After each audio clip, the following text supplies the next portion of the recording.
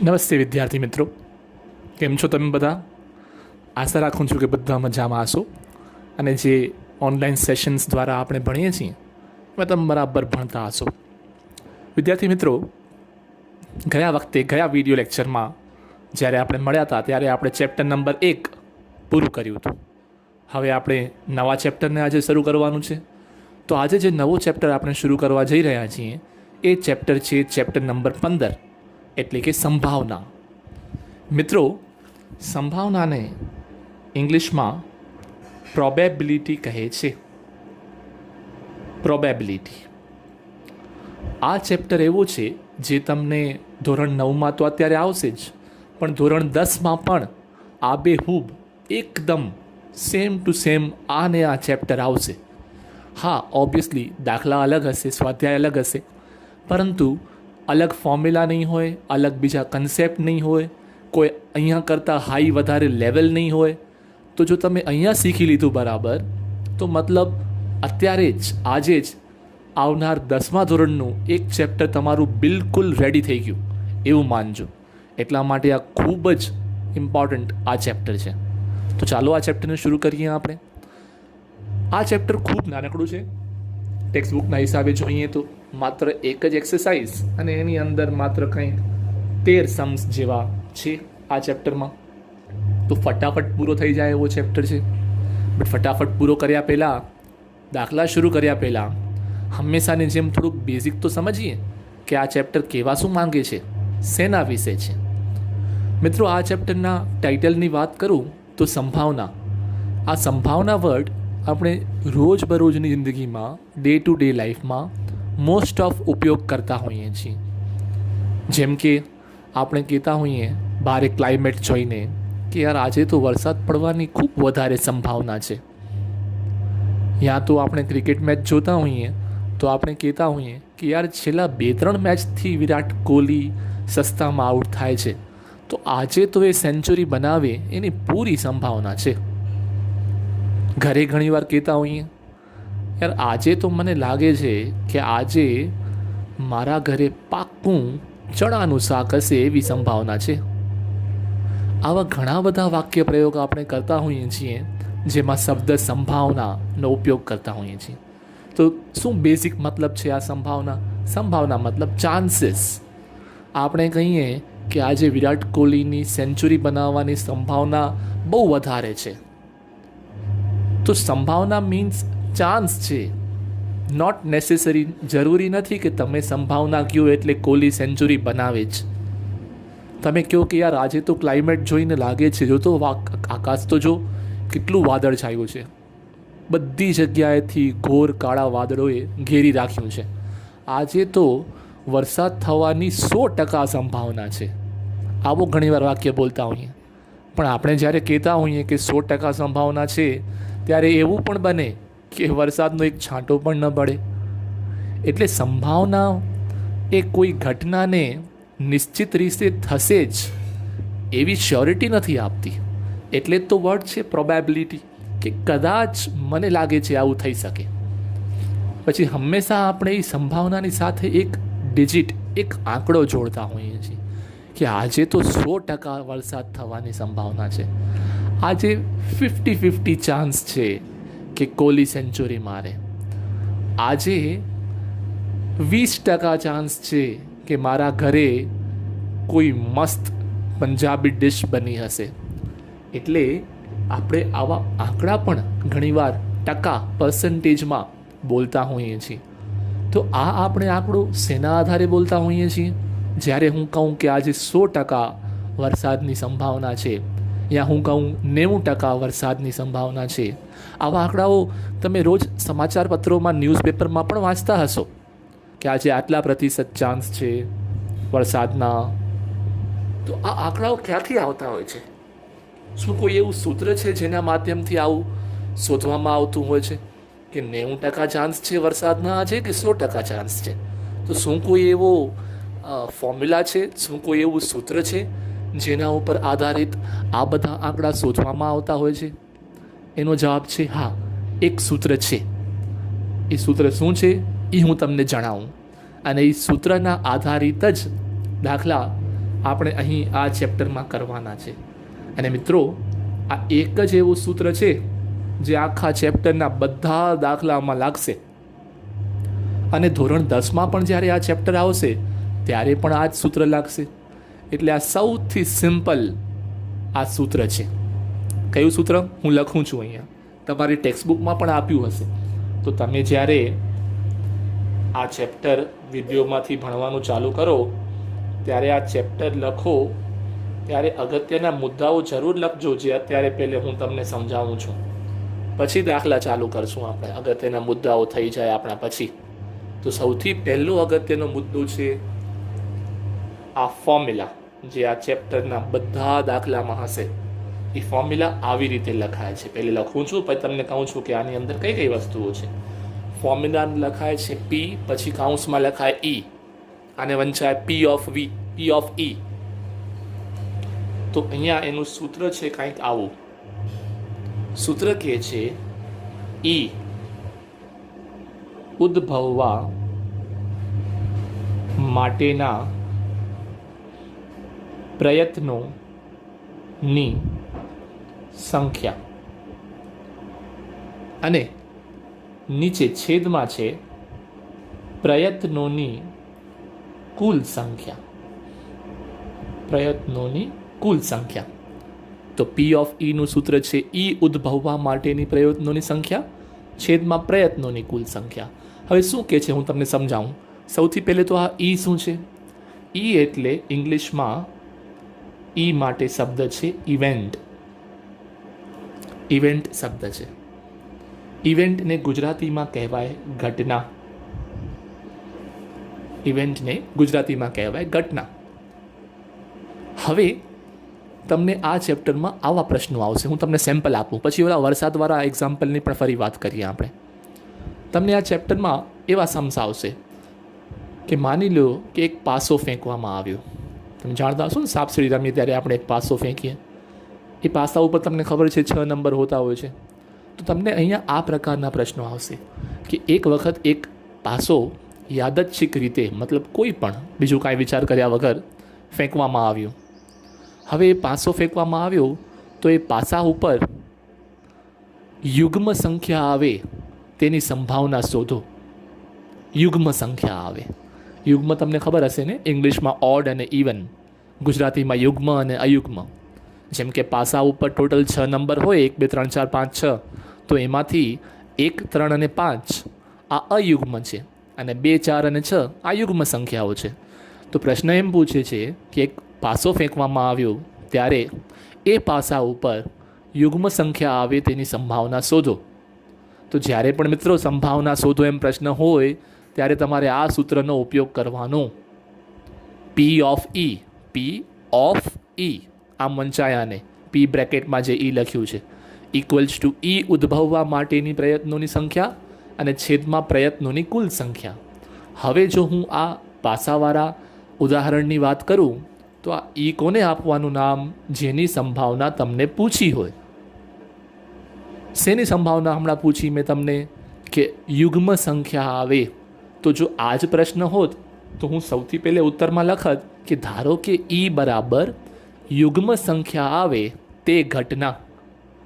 કેમ કે આપણે સૂત્રમાં ઈ શબ્દનો ઉપયોગ કરીએ તો પહેલે આપણે જવાબમાં લખવું તો પડે કે ઈ શું છે. ઈ છે શું? ઘટના. કઈ ઘટના? જે આપણે પ્રશ્નમાં પૂછી હોય. જેમ કે પાસો ફેંકવામાં આવ્યો ત્યારે યુગ્મ સંખ્યા આવે તેની સંભાવના શોધો. તો જેની પણ સંભાવના શોધવી હોય એને જ તો ઈ કહેવાનું. કેમ કે સૂત્ર જુઓ, ઈની સંભાવના, આ પી એટલે પ્રોબેબિલિટી ઇંગ્લિશમાં, સંભાવના. ઈની સંભાવના એને લખાય પી કાઉન્સમાં ઈ, એટલે જેની સંભાવના શોધવાની હોય એને જ તો ઈ નામ અપાય. હવે સૂત્ર શું કહે છે? આ જ પાસાવાળા ઉદાહરણની હું વાત કરું તો સૂત્ર શું કહે છે? ઈ ઉદ્ભવવા માટેના પ્રયત્નોની સંખ્યા અને નીચે પ્રયત્નોની કુલ સંખ્યા. તો પાસો ફેંકવાની વાત જ્યારે આવે, પાસો ફેંકવાની ઘટના, આને તમે અગર જો ઈ નામ આપો, પાસો ફેંકવાની ઘટના, અને તેના પર યુગ્મ સંખ્યા આવે તે ઘટના, યુગ્મ સંખ્યા આવે તે ઘટના, આને આપણે જો ઈ નામ આપી દઈએ, આ તમને એમને એમ ઉદાહરણ પૂરતું સમજાવું છું. સ્વાધ્યાય તો હવે સ્ટાર્ટ થશે. તો પાસો ફેંકવાની ઘટના અને તેના ઉપર યુગ્મ સંખ્યા આવે તેની ઘટના આ જો શોધવી હોય, આને આપણે ઈ નામ આપી દઈએ તો P of E, probability of ઈની સંભાવના શું થશે? સૂત્ર શું કહે છે? ઈ ઉદ્ભવવા માટેના પ્રયત્નોની સંખ્યા. ઈ કેટલી વાર ઉદ્ભવી શકે છે, ઈ કેટલી વાર પોસિબલ છે? તો ઈ એટલે શું? યુગ્મ સંખ્યા આવે તો યુગ્મ કેટલી વાર આવે છે? 1 ને યુગ્મ ન કહેવાય, 2 ને કહેવાય, 3 ને ના કહેવાય, 4 ને કહેવાય, 5 ને ના કહેવાય, 6 ને કહેવાય. તો ટોટલ જે 6 હતા એમાંથી યુગ્મ કેટલી વાર આવે છે? 3 વાર. તો તમારે અહીંયા ઉપર પહેલે તો સૂત્ર લખવું પડશે અહીંયા જવાબમાં, પણ મેં અહીંયા લખેલું છે એટલે હું ફરી નથી લખતું. તો સૌથી પહેલે તો અહીંયા ઉપર 3 આવશે અને નીચે કેટલું આવશે? 6. કેમ કે નીચે શું છે? પ્રયત્નોની કુલ સંખ્યા. તો પાસો ફેંકો તો કેટલા કુલ આવે? 1 2 3 4 5 6. તો એ કુલ જે આવે એ નીચે લખવાનું અને ઉપર શું લખવાનું? જેની સંભાવના તમને પૂછી હોય, જેમ કે અહીંયા યુગ્મની પૂછી હતી, તો એ ટોટલ 6માંથી યુગ્મ કેટલી વાર આવશે એની તમે જે સંભાવના શોધો એને તમારે ઉપર લખવાનું. તો 3/6 આને કટ કરો તો જવાબ આવી ગયો 1/2. આને કહેવાય 0.5 અથવા તો તમે કહી શકો 50%. તો 50% સંભાવના છે. તો આ રીતે આ સૂત્રનો આપણે ઉપયોગ કરવાનો છે હંમેશા બધા દાખલામાં, બરાબર? તો આ સૂત્ર બરાબર યાદ રાખજો.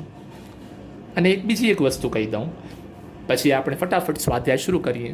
એ બીજી વસ્તુ એ કે તમે હંમેશા આ સૂત્રનો ઉપયોગ કરશો એટલે કોઈ પણ દાખલો હોય જેમાં સંભાવના શોધવાની હોય, સંભાવના શોધવાનો કોઈ પણ દાખલો હોય એટલે એનો જે જવાબ છે કોઈ પણ ઘટનાની સંભાવના, હું લખું છું અહીંયા, કોઈ પણ ઘટનાની સંભાવના હંમેશા, ઓલવેઝ, આ શબ્દને અંડરલાઈન કરજો, હંમેશા 0 અને 1ની વચ્ચે હોય છે.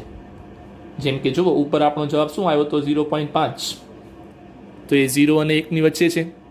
એવી રીતે હંમેશા કોઈ પણ દાખલો તમે કરશો સંભાવના શોધવાનો તો એમાં જવાબ હંમેશા 0 અને 1ની વચ્ચે હશે. શું કામ એવું હશે? કારણ કે તમે સૂત્ર જુઓ, સૂત્ર શું છે? ઈ ઉદ્ભવવા માટેના પ્રયત્નોની સંખ્યા અને નીચે છે પ્રયત્નોની કુલ સંખ્યા. તો છેદમાં કુલ સંખ્યા છે અને કુલમાંથી કેટલા આપણા પ્રયત્નો ઈ માટે હશે એ અંશમાં આવશે. તો સામાન્ય જ્ઞાનની વાત છે, જનરલ નોલેજની વાત છે કે હંમેશા છેદમાં મોટો નંબર હશે અને અંશમાં નાનો નંબર હશે. હવે ગણિત શું કહે છે? ગણિતનો કોમન લોજિક કે અગર છેદમાં મોટો નંબર હોય અને અંશમાં નાનો નંબર હોય તો હંમેશા, ઓલવેઝ, એ જવાબ એ અપૂર્ણાંકનો તમે અગર પોઈન્ટમાં કન્વર્ટ કરવા જાઓ તો હંમેશા 0 પોઈન્ટ સમથિંગ આવે. એટલે કે 0 અને 1 આની વચ્ચે જ આવે હંમેશા, ન ક્યારે 1થી વધે. કેમ કે જવાબ 1 પોઈન્ટ ક્યારે સમથિંગ આવે, 1થી ક્યારે વધારે આવે? જ્યારે અંશ મોટો હોય અને છેદ નાનો હોય તો 1 કરતાં વધારે જવાબ આવે, 1 2 3 4 કંઈ પણ. પણ જો અંશ નાનો હોય ને છેદ મોટો હોય તો હંમેશા જવાબ 0 પોઈન્ટ સમથિંગ આવે. એટલે આ મુદ્દો પણ યાદ રાખજો. તમે પરીક્ષામાં કોઈ પણ દાખલો કરો, અચ્છા હા, પરીક્ષામાં કોઈ પણ દાખલો કરો ને ત્યારે હંમેશા પોઈન્ટમાં આન્સર લઈ આવવાની જરૂર નથી. આવા અપૂર્ણાંકના સ્વરૂપમાં 1/2 સ્વરૂપમાં મૂકી દેશો તો પણ ચાલશે.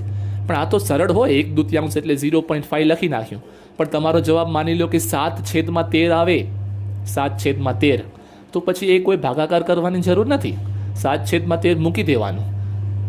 ચેક કરવાવાળો સમજે હંમેશા કે 7/13 એટલે અંશ નાનો છે અને છેદ મોટો છે, તો જવાબ 0 પોઈન્ટ સમથિંગ છે, મતલબ 0 અને 1ની વચ્ચે તો છે જ, મતલબ જવાબ સાચો હોવાના સંભાવના છે. પણ ક્યારે પણ યાદ રાખજો, જવાબ જો તમારો અંશ મોટો અને છેદ નાનો આવે તો તમે 100% ક્યાંક ને ક્યાંક ભૂલ કરી છે. આ વસ્તુ ખાસ યાદ રાખજો. એટલે હંમેશા પોતાનું આન્સર ચેક કરી લેવું. તો આ 2 મહત્ત્વના મુદ્દા છે, બરાબર? તો આ સૂત્ર અને આ મુદ્દો આ 1 માર્કના પ્રશ્નમાં ક્યાંક પૂછાઈ શકે અને તમે જ્યારે सम्स કરશો ત્યારે તમને આ મુદ્દો ધ્યાન હોવું બિલકુલ જરૂરી છે, બરાબર? તો આટલું બેઝિક છે આ ચેપ્ટરમાં, આના સિવાય કશું નથી બીજું. તો ચાલો હવે આપણે આ સ્વાધ્યાય ચાલુ કરીએ જે આપણે કરવા માંગીએ છીએ. તો બધાને પોતાની ટેક્સ્ટબુક ખુલ્લી રાખવાની, કેમ કે ઘણીવાર આ ચેપ્ટરમાં દાખલાઓની રકમ મોટી હશે. તો તો કાંઈ મોટી મોટી રકમ મારે લખવી અહીંયા શક્ય નહીં થાય. એટલા માટે જ્યારે પણ આ વિડીયો જોતા હો ત્યારે તમારી પાસે પાઠ્યપુસ્તક પીડીએફના સ્વરૂપમાં અથવા પર્સનલી ફિઝિકલી તમારા હાથમાં હોવું જોઈએ પાઠ્યપુસ્તક. ચાલો હવે આપણે શરૂઆત કરીએ સ્વાધ્યાય 15ની. સ્વાધ્યાય 15.1 લખ્યું છે, પણ 15.2 નથી, એટલે તમે સ્વાધ્યાય 15 કહો તો પણ ચાલે આને. તો સ્વાધ્યાય 15ના પહેલા દાખલાની રકમ હું વાંચું છું. તમે પણ તમારા પાઠ્યપુસ્તકમાં આ વિડીયો સાંભળતા વાંચજો. ક્રિકેટમાં એક સ્ત્રી ખેલાડીએ 30 બોલમાંથી 6 વાર દડાને બાઉન્ડ્રીની બહાર મોકલ્યો. ક્ષેત્રરેખા એટલે ચોક્કો માર્યો. તેણે દડાને ક્ષેત્રરેખાની બહાર ન મોકલ્યો હોય તેની સંભાવના શોધો. લેડીઝ ક્રિકેટની વાત ચાલે છે, વુમેન ક્રિકેટની. 30 બોલ કોઈ એક ખેલાડી રમી, એમાંથી 6 વાર 30માંથી 6 વાર એણે ચોક્કો માર્યો. તો હવે એણે એમ કહે છે પ્રશ્ન કે એ ખેલાડીએ ચોક્કો ન માર્યો હોય તેની સંભાવના શોધ્યો. ડેટામાં શું આપ્યું છે પ્રશ્નમાં કે 30 બોલ રમી એ છોકરી અને એમાંથી 6 વખત બાઉન્ડ્રી મારી. તો હવે સંભાવના શેની પૂછે છે? બાઉન્ડ્રી ન મારી હોય તેની. તો લખવાની રીત જોજો, એમ તો મેં તમને ઉપર અહીં બતાવી, ફરી એકવાર તમે જોજો. સૌથી પહેલે લખવું પડે ધારો કે, જે આપણે ઈ નામ આપવાનું છે ને, ઈ કહેવાનું છે. ધારો કે ઈ બરાબર સ્ત્રી ખેલાડીએ દડો ક્ષેત્રરેખાની બહાર ન મોકલ્યો તે ઘટના. યાદ રાખજો, સૌથી પહેલે આ ઈ નામ આપવું જરૂરી છે. તમે ઈ નામ જ નહીં આપો તો સૂત્રમાં ઈ તમે કેમ લખી શકશો? તો ઈ કોને નામ આપવાનું છે? પ્રશ્નમાં જ આપ્યું હશે, જેની સંભાવના પૂછી હોય એને ઈ નામ આપી દેવાનું. તો આ લખવાનું આવી રીતે પહેલે. પછી સૂત્ર મૂકવાનું. હંમેશા બધા દાખલામાં સૂત્ર મૂકવું પડશે. પી ઓફ ઈ, જરાક ઇંગ્લિશમાં બોલવાનું સમજવાનું, આને શીખવાનું. પી ઓફ ઈની સંભાવના, સૂત્ર લખવાનું જે ઉપર લખ્યો હતો. ફરી પાછો ઈ ઉદ્ભવવા માટેના પ્રયત્નોની સંખ્યા, અને નીચે લખવાનો પ્રયત્નોની કુલ સંખ્યા. સૂત્ર મૂકી દેવાનું. પછી તેથી ધેરફોર નિશાની કરવાની. તેથી પી ઓફ ઈ. બસ હવે જવાબ. ખાલી 2 જ સ્ટેપનો તો દાખલા હશે આ બધા. અંશમાં કયો નંબર આવશે અને છેદમાં કયો નંબર આવશે? તો છેદમાં તો 30 આવશે, કેમ કે એ સ્ત્રી ટોટલ 30 બોલ રમી છે, તો પ્રયત્નોની કુલ સંખ્યા 30 છે. હવે ઉપર હું લખું છું 24. આ 24 ક્યાંથી આવ્યું? તમે કહેશો સર પ્રશ્નમાં તો આપ્યું હતું એક 30 નંબર આપ્યો હતો અને એક 6 આપ્યો હતો. એવું નથી કરવાનું કે પ્રશ્નમાં જે આપ્યું હોય તમે બસ કોપી ટુ કોપી કરીને અહીં રાખી દો. વિચારવાનું છે હંમેશા. એ 6 નંબર આપ્યો તો એ શેનો હતો? કે 30માંથી 6 બોલમાં એ બાઉન્ડ્રી મારે છે, પણ આપણે જે સંભાવના પૂછી એ બાઉન્ડ્રી મારવાની નથી પૂછી. કેટલી વખત બાઉન્ડ્રી નથી મારતી એ પૂછી છે. તો જો ટોટલ 30માંથી 6 વાર બાઉન્ડ્રી મારતી હોય તો બાકી કેટલા દડામાં બાઉન્ડ્રી નહીં મારી હોય? તો 30 - 6 કરવું પડે. આ નંબર ક્યાંથી આવ્યો? 24. શું કર્યું આપણે ત્યારે આ 24 મળ્યો? 30 - 6 કર્યું ત્યારે 24 મળ્યો. આ તમને લખવાની જરૂર નથી અહીંયા, આ તો તમને સમજાવું છું. 30 - 6 કર્યું ત્યારે 24 મળ્યો. બસ, તો હવે છેલ્લું કટ કરી જો થતું હોય તો 6 ચોક 24 અને 6 પચા 30. તો પી ઓફ ઈનો જવાબ આવ્યો 4/5. બસ, તો આને ફાઇનલ મૂકી દેવાનું.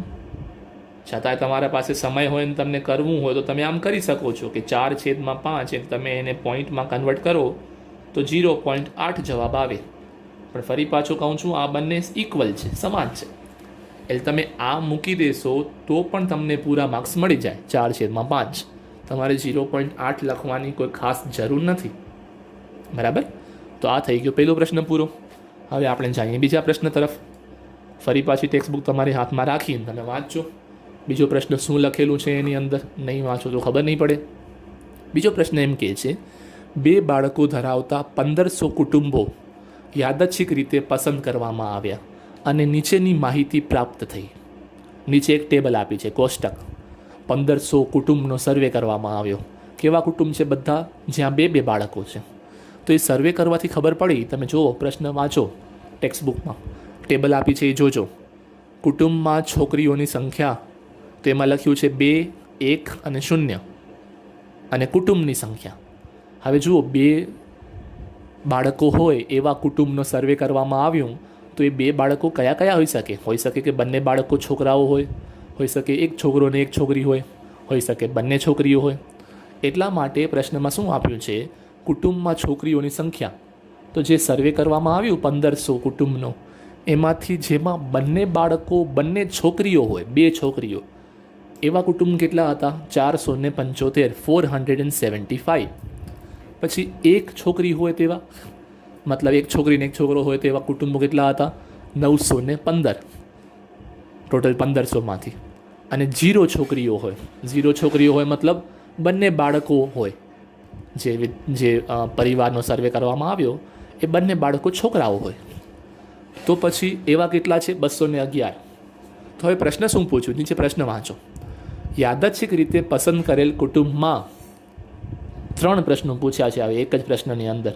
તો 3 વાર તમારે લખવાનું છે. જે તમે એક વાર લખ્યું, આપણે આટલું એક વાર લખ્યું ને આ પહેલા પ્રશ્નમાં, તો આટલી ને આટલી વસ્તુ અહીંયા 3 વાર લખવાની છે. કેમ કે એક જ પ્રશ્નની અંદર 3 પ્રશ્નો પૂછ્યા છે. કયા કયા 3 પ્રશ્નો પૂછ્યા છે? કે 2 છોકરીઓ હોય તેની સંભાવના શોધો, પછી 1 હોય તેની સંભાવના શોધો, અને 0 હોય તેની સંભાવના શોધો. એક પણ છોકરી ના હોય. તો જેમ પહેલાં લખ્યું એવી જ રીતે લખવાનું છે ફરી પાછું. એવી જ રીતે સમજજો ધ્યાનથી. પછી તમને આવા દાખલા હોમવર્કમાં કરવા પડશે, એટલે બરાબર ધ્યાનથી સમજજો કે આ કેવી રીતે કરવાનું છે. તો શું કરવાનું? ફરી પાછું તમારે પહેલો સ્ટેપ, આમાં તો એટલું સિમ્પલ છે કે સ્ટેપ પણ ફિક્સ જ છે. સૌથી પહેલાં લખવાનું, ધારો કે E બરાબર, પહેલા પ્રશ્નમાં શું પૂછ્યો છે? 2 છોકરીઓ હોય, તો આપણે એવું જ લખવાનું, કુટુંબમાં 2 છોકરીઓ હોય તે ઘટના. 2 છોકરીઓ હોય તે ઘટના. તો આને ઈ નામ આપી દેવાનું. પછી જુઓ, જેમ અહીં લખ્યું હતું બિલકુલ એવી રીતે જ ઈ નામ આપ્યા પછી સૂત્ર લખવાનું છે. તો સૂત્ર લખો કે હવે P ઓફ E બરાબર શું હતો સૂત્ર? ફરી પાછું યાદ રહી જવો જોઈએ. E ઉદ્ભવવા માટેના પ્રયત્નોની સંખ્યા, અને શું હતું નીચે છેદમાં? કુલ પ્રયત્નોની સંખ્યા. આ થઈ ગયું પૂરું, બરાબર. હવે સૂત્રમાં કિંમતો મૂકીએ. તો P ઓફ E બરાબર 2 છોકરીઓ કેટલા હતા? આ પ્રશ્ન એવા સિમ્પલ હોય છે કે પ્રશ્નની અંદર જ તમને ઉત્તર આપ્યા હોય છે. તમારે તો માત્ર ખાલી એમાં શોધવાના હોય છે. કોમ્પ્રિહેન્શન આવે ને તમને ઇંગ્લિશ હિન્દીમાં, ગદ્યાર્થગ્રહણ ને પદ્યાર્થગ્રહણ. તમે કેમ ફકરામાંથી પ્રશ્નના જવાબ શોધી લો? અહીંયા એવું જ હશે, બધું તમને આપેલું હશે પ્રશ્નમાં. તમારે ખાલી શોધવાનું છે કે તમારા કામનું કેટલું છે. તો 2 છોકરીઓ હોય એવા કુટુંબો છે 475. તો ઉપર આવશે 475 અને નીચે આવશે 1500. ઉપર આવશે 475, નીચે આવશે 1500. થઈ ગયો જવાબ. પણ કટ થતું હોય એટલું કરવાનું, પોઈન્ટમાં કન્વર્ટ કરવાની જરૂર નથી. કટ થતું એટલું કરવાનું. 5 થી કટ થશે બંને, અહીંયા 300 આવે. આને તમે 5 થી કટ કરવા જાઓ તો આવે 95. હજી 5 થી કટ થશે, આને તમે કટ કરશો તો 19 આવે, અને આને તમે 5 થી કટ કરશો તો 60 આવે. બસ, હવે આના કરતાં વધારે કટ નહીં થાય, કેમ કે જે 19 છે એ પ્રાઇમ નંબર છે. કોઈ પણથી એ કટ ના થઈ શકે, અવિભાજ્ય સંખ્યા છે. એટલે 19/60 આ ફાઇનલ જવાબ. આવી રીતે જ બીજો દાખલો કરવાનો આ જ પ્રશ્નની અંદર. તો હું ફરી પાછું બધું લખતો નથી, વળી પાછું તમારે પહેલે તો નામ આપવાનું છે ને. હવે ઉપર એકવાર ઈ નામ અપાઈ ગયો તો હવે બીજો આપવાનો, EFGH એવા બધા નામ આપવાના. અને કાં તો પછી 2-3 દાખલા હોય તો પહેલે E1 નામ આપી દેવાનું. હવે અહીંયા લખો ત્યારે E2 નામ આપી દેવાનું કે E2 બરાબર કુટુંબમાં 1 છોકરી હોય કુટુંબમાં એક છોકરી હોય તે ઘટના. પછી વળી પાછું સૂત્ર લખવાનું, પી ઓફ ઈ બરાબર સૂત્ર લખવાનું ઉપર જેમ લખ્યું હતું એમ જ. હું લખતું નથી ફરી વાર. હવે સૂત્ર લખ્યા પછી કિંમતો મૂકવાની. પી ઓફ ઈ બરાબર કેટલું છે? એક છોકરી હોય એવી સંખ્યા છે 814 અને નીચે આવશે 1500. તો વળી પાછા કટ થઈ શકશે. આને કટ કરવા જાશો તો અલગ અલગ 2થી કટ થતા આવશે. જ્યાં સુધી કટ થાય ત્યાં સુધી કરવાના, પછી મૂકી દેવાનું. એટલે એવી રીતે આમાં પણ આ આન્સર આવ્યું. ત્રીજો લખવાનું. 3 પ્રશ્નો પૂછ્યા છે તો વળી પાછું નામ આપવાનું. તો ધારો કે હવે ત્રીજો નામ આપવાનું કે E3 બરાબર કુટુંબમાં એક પણ છોકરી ન હોય તે ઘટના. એક પણ છોકરી ન હોય તે ઘટના. તો હવે આનો જવાબ કેટલો આવશે? તો સૌથી પહેલું તો સૂત્ર લખો કે હવે પી ઓફ ઈ બરાબર ફરી પાછું એ જ સૂત્ર લખવાનું જે ઉપર લખ્યું છે. સૂત્રમાં કિંમતો મૂકવાની. પી ઓફ ઈ બરાબર ક્વેશ્ચન જોઈ લેવાનું. ક્વેશ્ચન શું કહે છે? બધા આન્સર ક્વેશ્ચનમાં જ આપ્યા હશે. ક્વેશ્ચન એમ કહે છે કે એક પણ છોકરી ન હોય એવા પરિવારો હતા 211. 211 છેદમાં 1500. કટ થતા હોય તો કરવાના, નહીં થતા હોય તો નહીં કરવાના. આ જવાબ. તો આટલા સરળ દાખલાઓ છે. પહેલે હંમેશા શું લખવાનું કે કોને તમે ઘટના કહો છો, ઈ.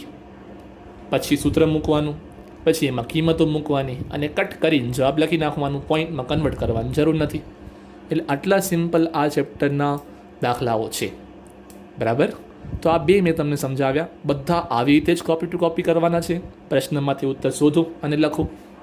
તો આજનો આપણે આ સેશન પૂરો કરીએ વિદ્યાર્થી મિત્રો. એના પહેલાં હું તમને હોમવર્ક આપી દઉં, કેમ કે હોમવર્ક કરવું જરૂરી છે. તો હોમવર્ક હું તમને આપું તો તમે જુઓ આ ચેપ્ટર આ સ્વાધ્યાયમાં ટોટલ 13 પ્રશ્નો છે. પણ 13માંથી અમુક પ્રશ્નો જે છે એ તો જે આપણે તમને ખબર હશે પ્રવૃત્તિઓ આવતી હોય છે એ પ્રવૃત્તિ પ્રકારના છે.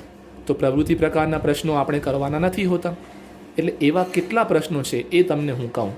તો આ સ્વાધ્યાયમાં જે પ્રવૃત્તિ પ્રકારના જે પ્રશ્નો છે એ પ્રશ્નો છે પ્રશ્ન 9 અને પ્રશ્ન 10. આ 2 પ્રશ્નો એવા છે જે પ્રવૃત્તિ પ્રકારના છે. તો પ્રશ્ન 9 અને પ્રશ્ન 10 આપણે નહીં કરીએ બિલકુલ પણ. આ યાદ રાખજો. ટોટલ 13 પ્રશ્નો છે એ 13 પ્રશ્નોમાંથી પ્રશ્ન નંબર 9 અને પ્રશ્ન નંબર 10 આ તમારે પણ કરવાના નથી. ટોટલ 13 હતા પ્રશ્નો, એમાં તમે આ 2 કાઢી નાખો તો 11 ટોટલ દાખલા આપણે આ પ્રકરણમાં કરવાના છે.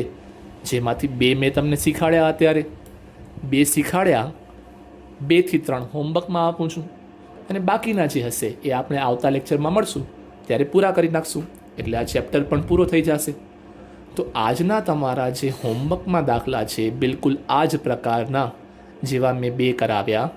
તો એ તમે બરાબર નોંધી લેજો. આજનો તમારો હોમવર્ક બિલકુલ બરાબર નોંધી લેજો. એ છે પ્રશ્ન નંબર સૌથી પહેલે તો તમે કરજો 4. આ જ સ્વાધ્યાયનો પ્રશ્ન નંબર 4 સરળતાથી થઈ જશે તમારી પાસે. બરાબર? એના પછી તમારે કરવાનું છે પ્રશ્ન નંબર 7. પ્રશ્ન નંબર 7 અને હજી એક છેલ્લો જે તમને કરવાનો છે એ છે પ્રશ્ન નંબર 11. પ્રશ્ન નંબર 4, પ્રશ્ન નંબર 7 અને પ્રશ્ન નંબર 11. આ આગળ પાછળ આપવાનું કારણ એ કે જે સૌથી સરળમાં સરળ છે દાખલા એ મેં તમને પહેલે આપ્યા છે, જેથી તમે બિલકુલ સિમ્પલ રીતે કરી શકો. જે આ 2 દાખલા શીખવાડ્યા મેં તમને બિલકુલ એવા ને એવા આવી રીતે જ લખજો. જો કોઈ એક દાખલાની અંદર 3 હોય તો આવી રીતે 3 વાર લખજો. એક જ હોય તો એક જ વાર લખજો. બરાબર પ્રશ્ન સમજજો ને વાંચજો તો બધા ઉત્તર પ્રશ્નમાં જ આપ્યા હશે. તમારો પ્રશ્નનો ઉત્તર આવી જાય પછી તમે એને પાછળથી કન્ફર્મ કરી લેજો કે સાચો છે કે ખોટો. બરાબર? તો મિત્રો આજનો આપણે આ સેશન અહીંયા પૂરું કરીએ છીએ. નેક્સ્ટ ટાઈમ જ્યારે મળશું ત્યારે આપણે આ ચેપ્ટરને પણ પૂરું કરી નાખશું. તો ત્યાં સુધી બધાને થેન્ક યુ સો મચ અને happy Ganesh Chaturthi. And yes, stay home, stay safe. ધ્યાન રાખજો બધા. આવજો.